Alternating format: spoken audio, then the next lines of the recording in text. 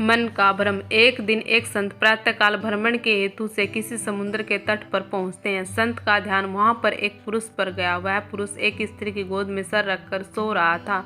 उस पुरुष के पास में एक शराब की खाली बोतल भी पड़ी हुई थी। ये सब देखकर संत ने सोचा कि ये पुरुष कितना विलासी और तामसिक है, जो कि सुबह सुबह शराब का सेवन करके एक स्त्री की गोद में सर रख के प्रेमालाप कर रहा है।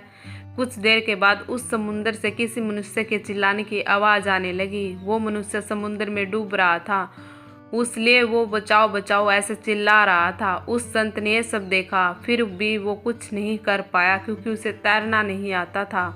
संत बिना कुछ बोले वहीं के वहीं खड़ा रहा और ये सब देखता रहा। जो पुरुष एक स्त्री की गोद में अपना सर रख के सो रहा था, वो खड़ा हुआ और उस डूबने वाले मनुष्य को बचाने के लिए पानी में कूद पड़ा।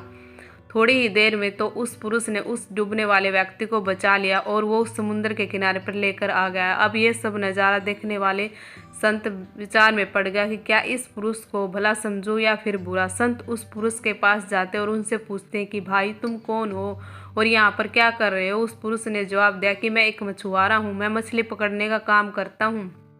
आज कई दिनों के बाद मैं प्रातःकाल समुद्र से मछली पकड़ने के बाद जल्दी यहाँ आराम करने के लिए लेटा हूँ। मेरी माँ मुझे लेने के लिए आई है। उसको कोई दूसरा बर्तन न मिलने के कारण वह इस मदिरा की बोतल में पानी भर के मेरे लिए लाई है। मैं कई दिनों की यात्रा से काफ़ी थक गया हूँ और इस भोर के सुहाने मौसम में ये पानी पीकर अपनी थकान करने के लिए माँ की गोद में सो गया। ये सब सुनकर संत की आंखें नम हो जाती है। संत सोच रहा था कि मैंने जो कुछ भी देखा उसका अंदाजा लगाया वो सब गलत था, वास्तविकता कुछ और ही थी। उसे अपने आप पर गुस्सा आता कि मैंने कैसे किसी के बारे में ऐसा घटिया सोचा। इसलिए हमें किसी भी निर्णय लेने से पहले और उसके बारे में 100 बार सोचना चाहिए और अच्छे से सोच समझ कर ही फैसला लेना चाहिए, क्योंकि कभी कभी हम फालतू के भ्रम में होते हैं और ऐसे भ्रम में आकर हम गलत फैसला ही कर लेते हैं। धन्यवाद।